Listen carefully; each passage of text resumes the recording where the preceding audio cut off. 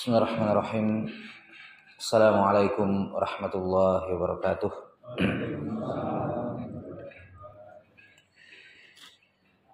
Innal hamdalillah nahmaduhu ta'ala wa nasta'inuhu wa nastaghfiruh wa na'udzu billahi min shururi anfusina wa sayyiati a'malina. May yahdihillahu fala mudilla lahu wa may yudlil fala hadiya lahu. Asyhadu an la ilaha illallah wahdahu la syarika lahu wa asyhadu anna Muhammadan abduhu wa rasuluh. Allahumma salli wa sallim ala abdika wa rasulik sayyidina wa nabiyyina Muhammadin wa ala alihi wa sahbihi ajma'in. Qala Allah ta'ala ya ayyuhalladzina amanu taqullaha haqqa tuqatih wa la tamutunna illa wa antum muslimun. Amma ba'd. Sidang jemaah subuh yang dimuliakan oleh Allah Subhanahu wa taala, alhamdulillah segala pujian kita panjatkan kehadirat Allah Subhanahu wa taala Rabbul Alamin yang sampai pada hari ini masih memberikan kepada kita peluang kesehatan, peluang berupa waktu luang untuk masih bisa kita gunakan mendekatkan diri kepada Allah Subhanahu wa taala, masih bisa kita gunakan untuk menambah pundi-pundi amal saleh kita di muka bumi ini sebelum berjumpa dengan Allah Subhanahu wa taala. Dikarenakan nikmat kesehatan, nikmat waktu luang ini merupakan salah satu nikmat besar yang banyak dilalaikan oleh banyak manusia. Kata Nabi sallallahu alaihi wasallam, ni'matani maghbunun fihi ma katsirun minan nas, as-sihhatu wal faragh. Ada dua kenikmatan yang banyak dilalaikan oleh orang. Ketika dia dapatkan itu nikmat, dia tidak hargai.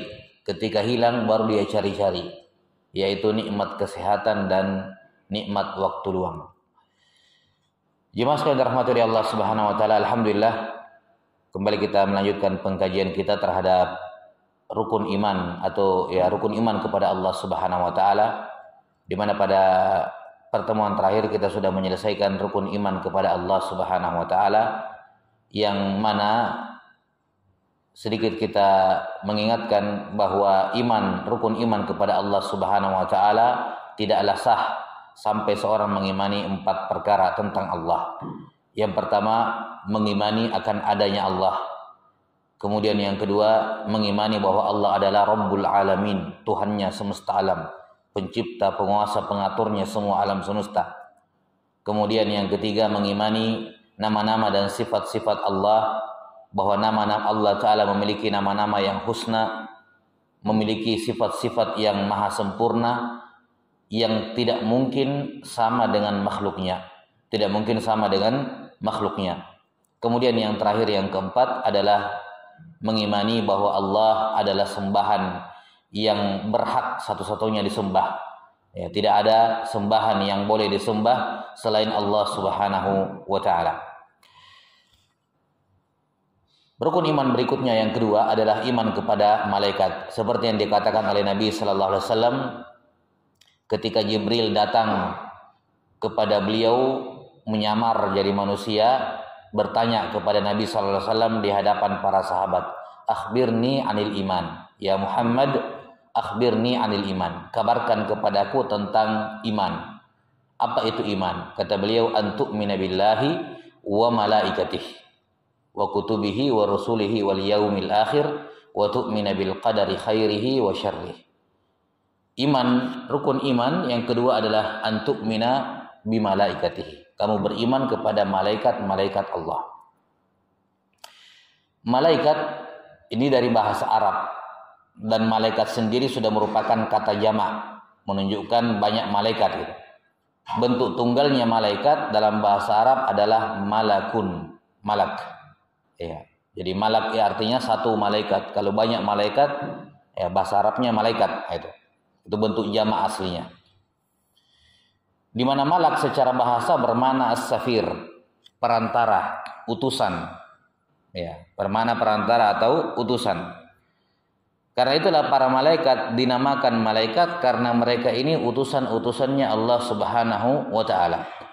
Ada yang diutus untuk menangani ini, untuk wahyu, ada yang diutus untuk hujan, ada yang diutus untuk rezeki, ada yang diutus untuk mencabut nyawa, ada yang diutus untuk ini, untuk itu. Ini utusan-utusannya Allah. Makanya mereka dinamakan malaikat karena mereka sufara, ya, pengantar pesan dari Allah Subhanahu wa taala kepada hamba-hambanya, atau melakukan apa yang Allah taala suruh, ya, mereka yang membawa perintah Allah Subhanahu wa taala untuk mereka lakukan. Ini asal kata malaikat yang bermakna utusan.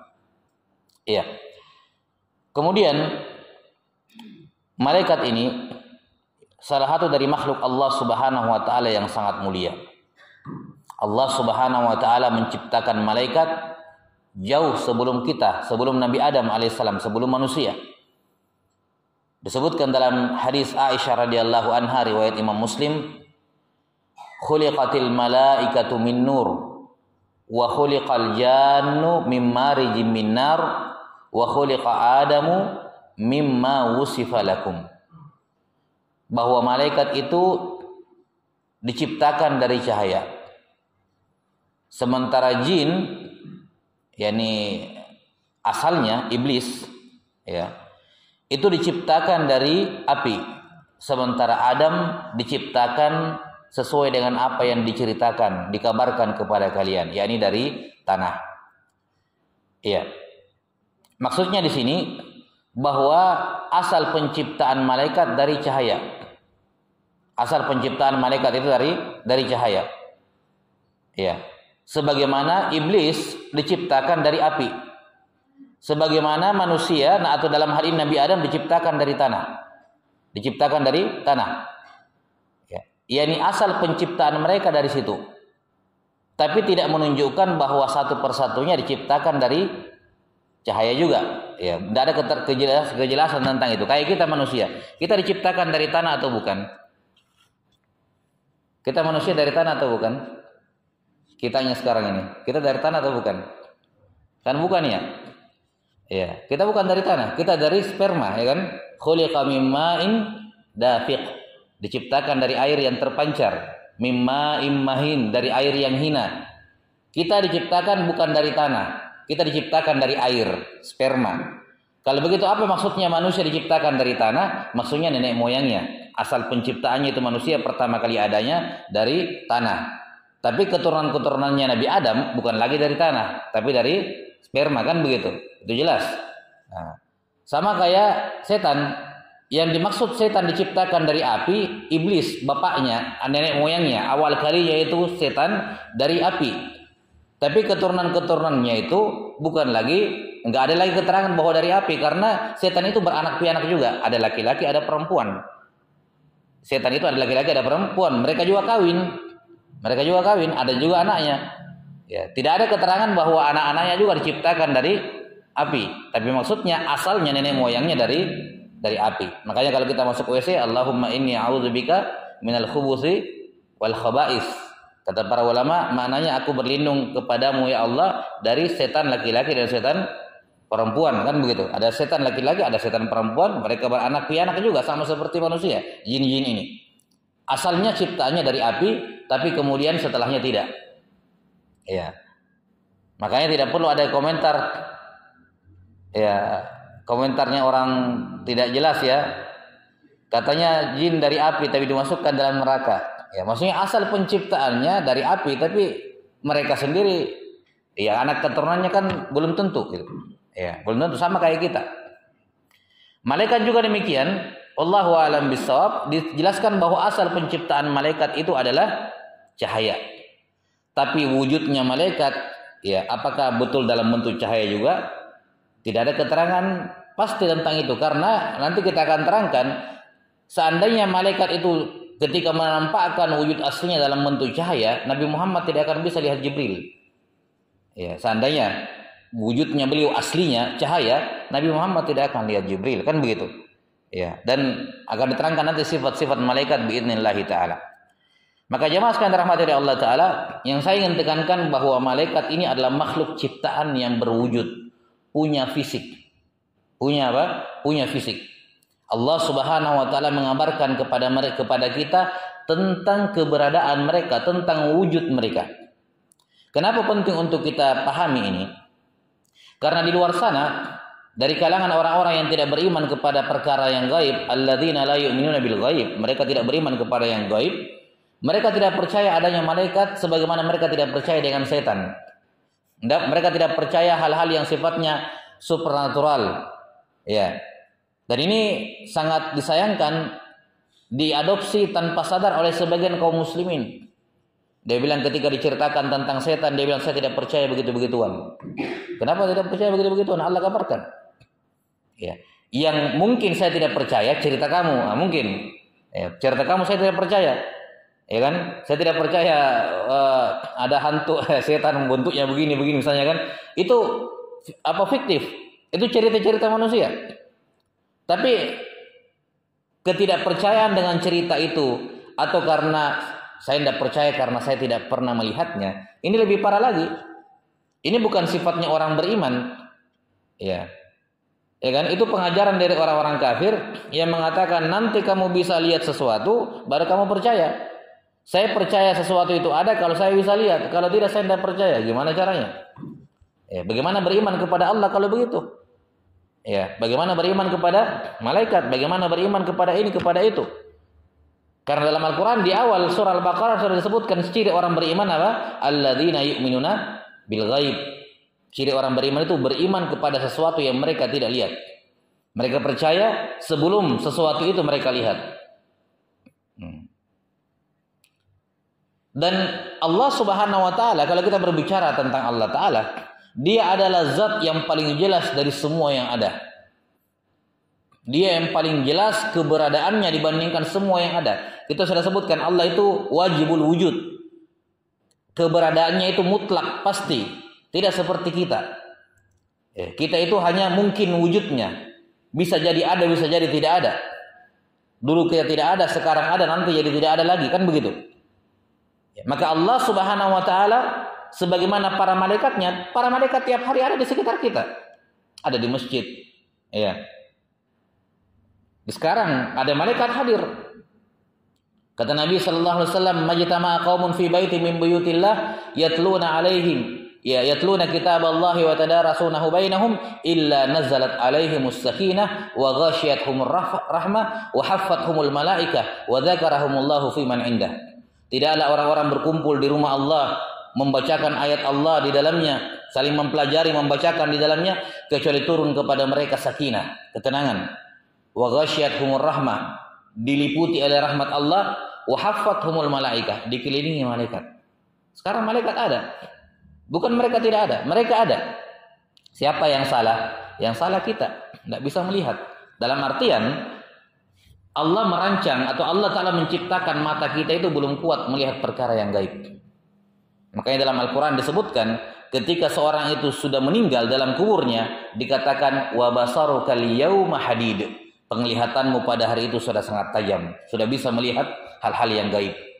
Sudah bisa melihat malaikat mungkar dan nakir, sudah bisa melihat ini, melihat itu. Nanti di dunia tidak. Pandangan kita di mata kita, fisik kita itu di bumi ini dirancang atau diciptakan oleh Allah Subhanahu wa taala masih serba lemah. Masih serba lemah.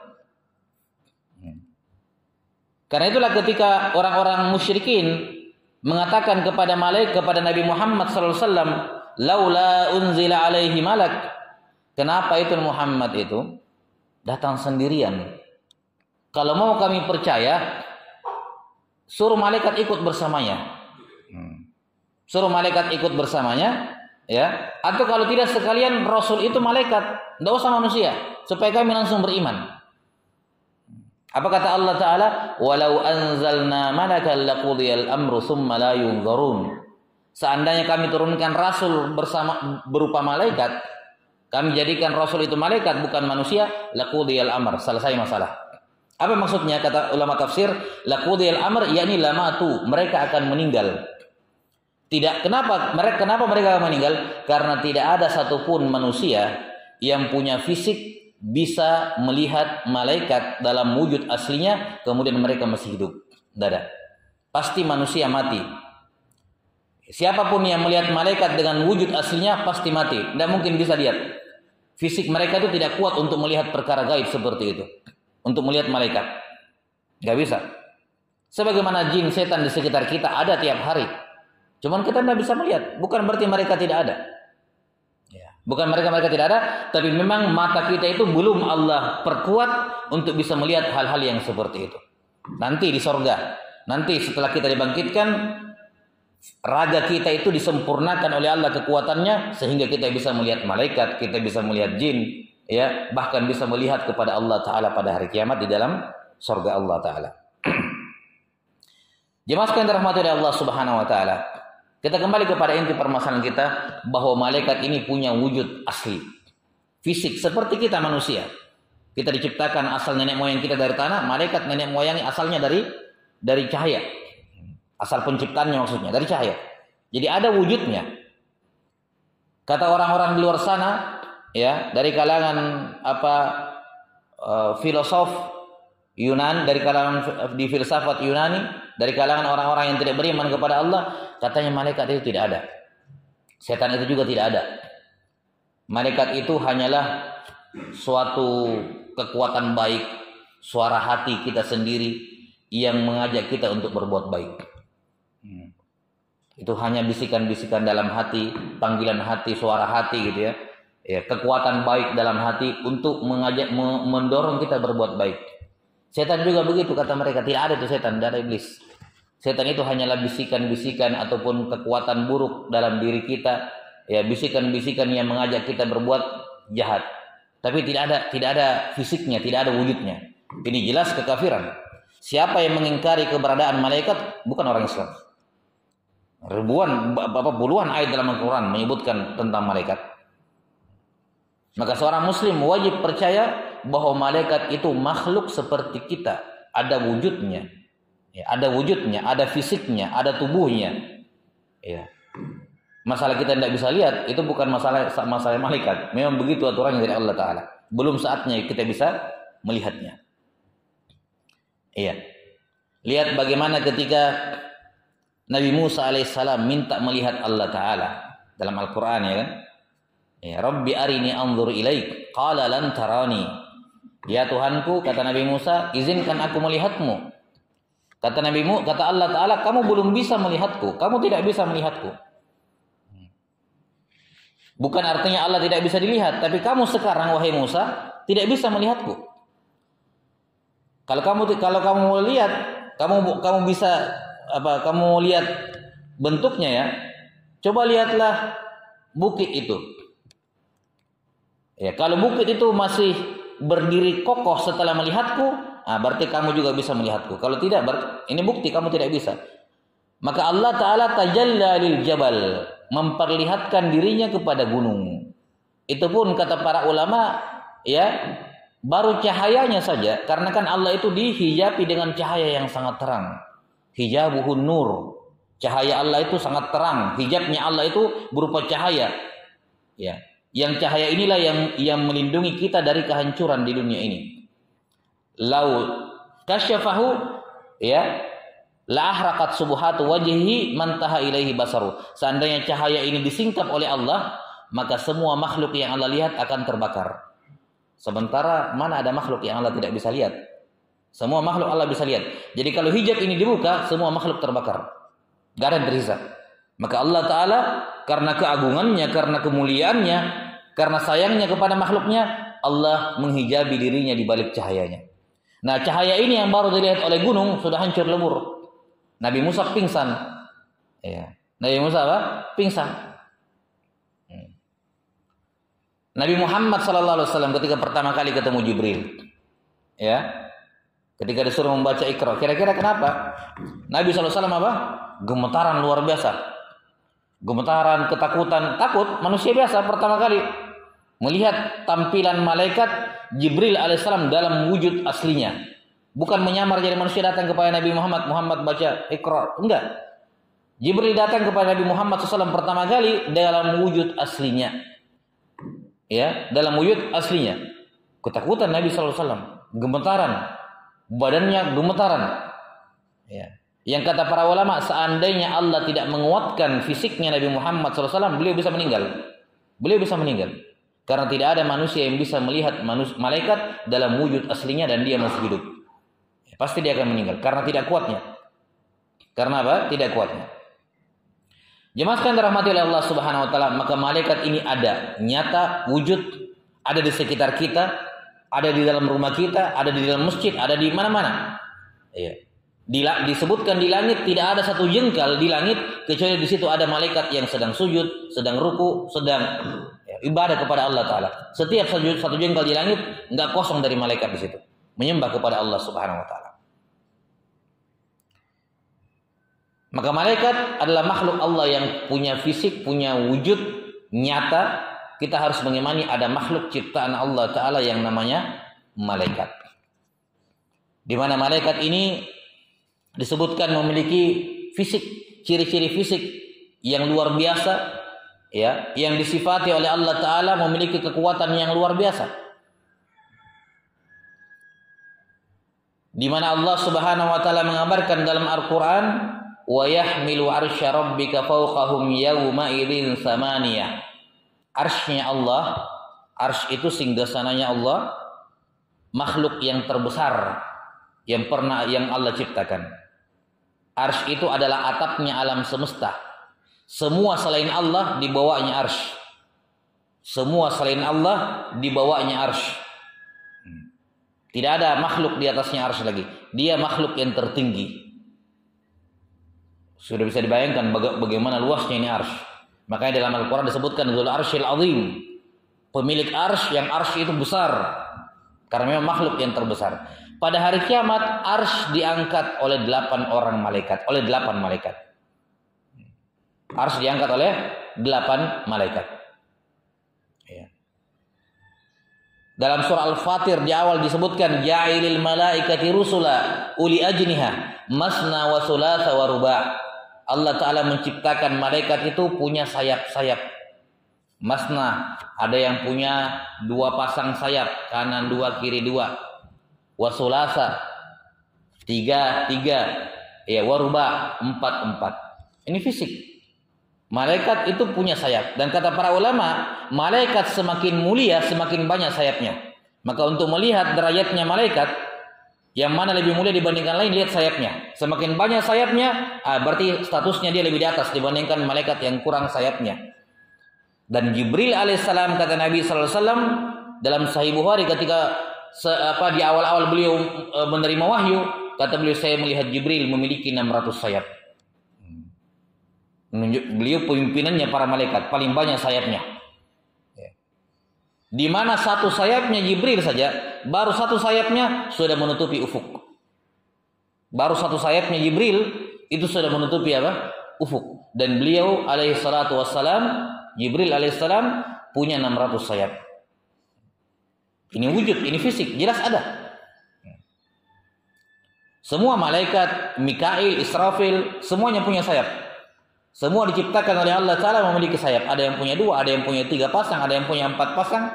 Dan Jibril alaihissalam punya 600 pasang, 600 sayap. Kemudian disebutkan dalam hadis yang lain, sifat para malaikat.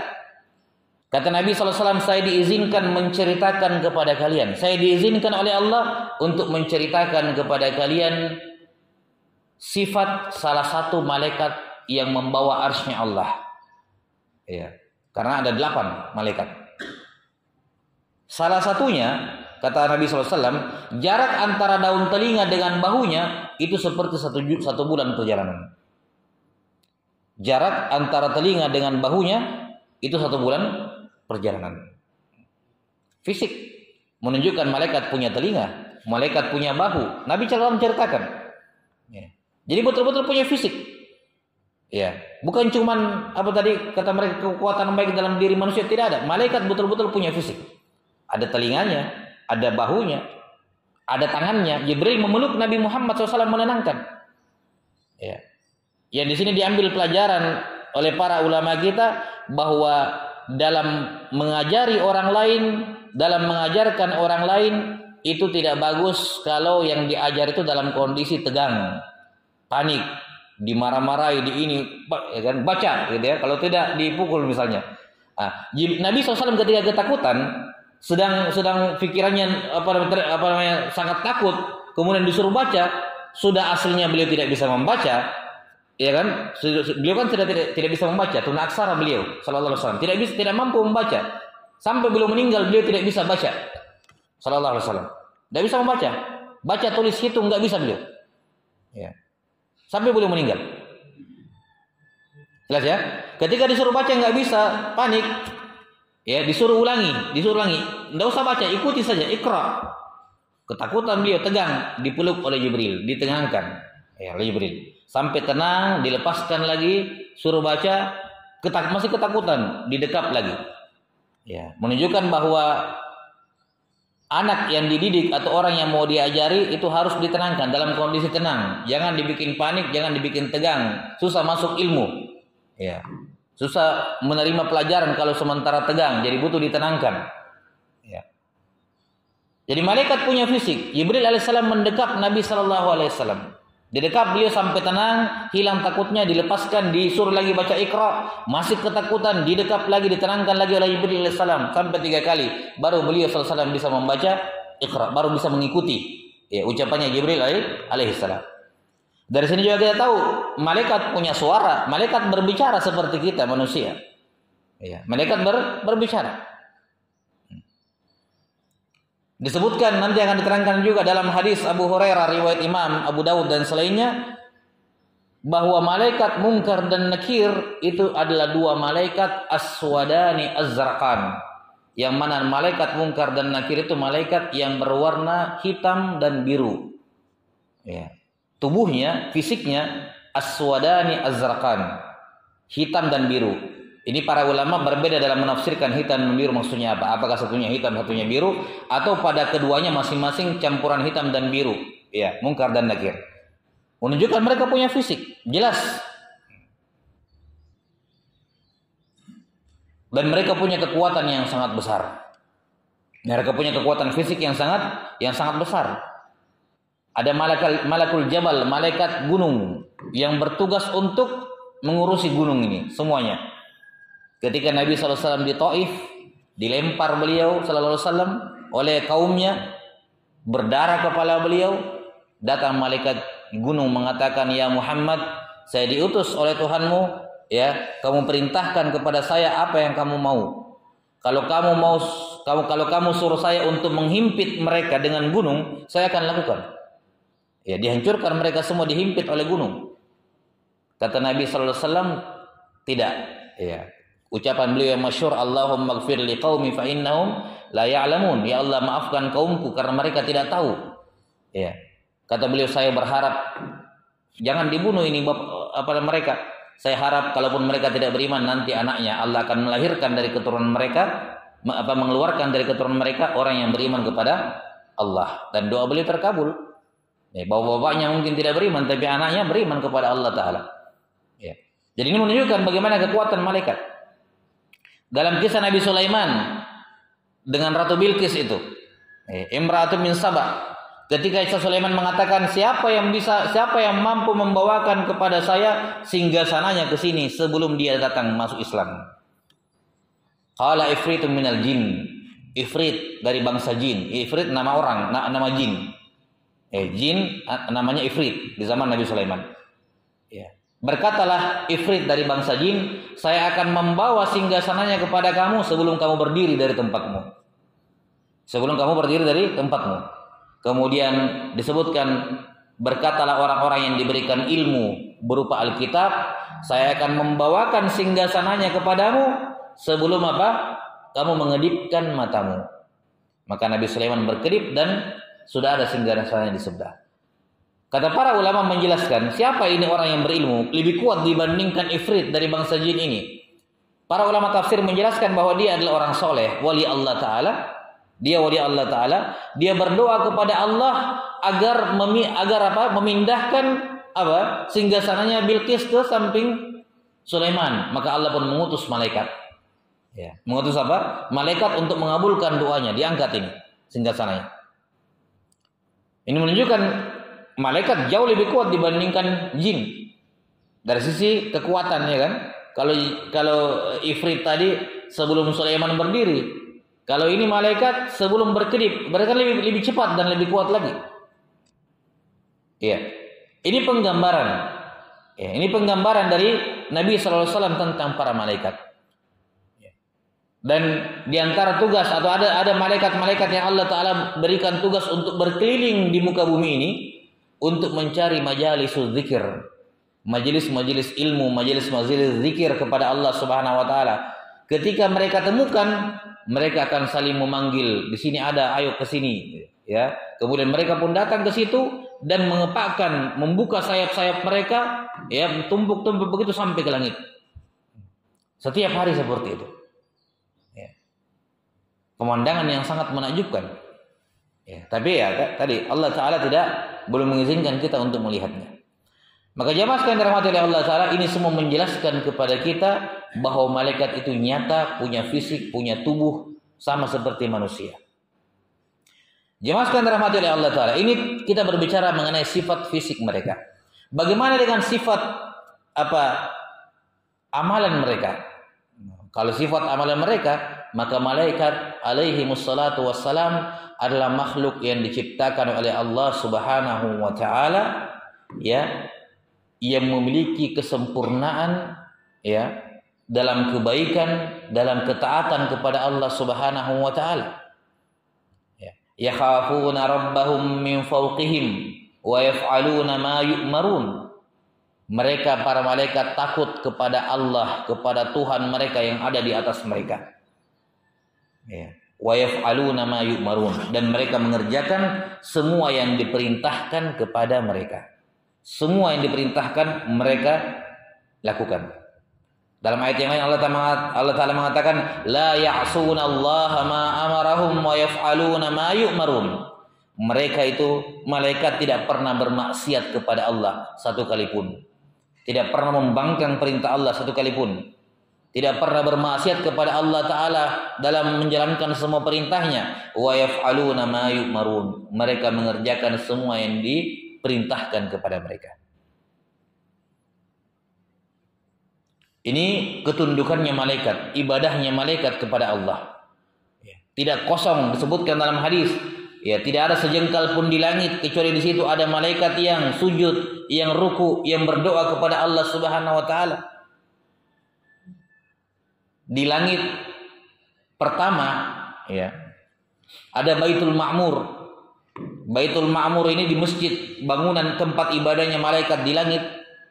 Setiap hari masuk berapa? 12.000 malaikat atau 70.000 malaikat. Setiap hari masuk 70.000 malaikat beribadah kepada Allah dalam masjid yang ada di langit tersebut, ya.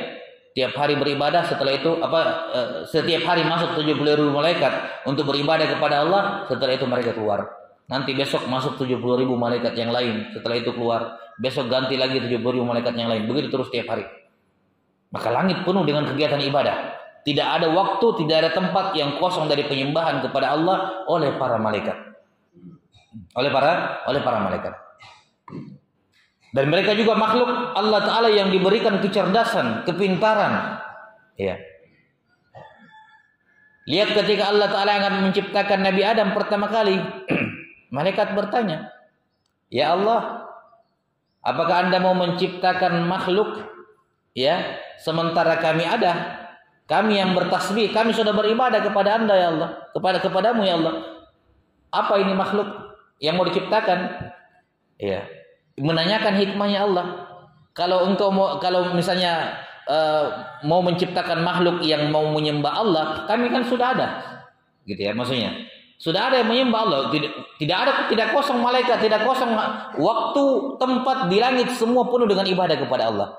Kenapa menciptakan apa hikmahnya lagi menciptakan makhluk yang akan menumpahkan darah di muka bumi ini? Kata para ulama, kenapa malaikat bisa bilang, ya, bahwa Adam atau makhluk yang akan dicipta ini akan menumpahkan darah di bumi? Bukannya manusia itu, Nabi Adam manusia pertama? Seakan-akan sebelumnya sudah ada. Dan kata para ulama, memang demikian. Di bumi sebelum Nabi Adam sudah ada makhluk yang Allah ciptakan, tapi berbuat kerusakan di bumi, menumpahkan darah.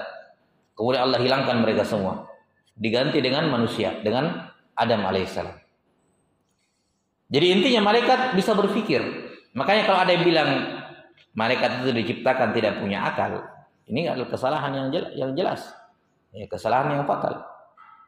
Sebagian ulama pernah ditanya, apakah malaikat punya akal? Ya. Kata ulama itu, ya kamu yang tidak punya akal. Ya. Malaikat cerdasnya luar biasa bertanya kepada Allah Subhanahu wa taala seperti itu. Ya, bisa bertanya, bisa berpikir kan begitu.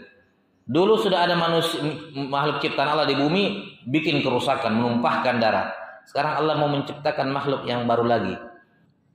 Berpikir, ya Allah, apa hikmahnya? Ya, ini kan menunjukkan akal. Ini menunjukkan apa? Menunjukkan akal. Nah, maka ini saya kira sebagai pengantar jemaah sekalian rahmati Allah Subhanahu wa taala, ya.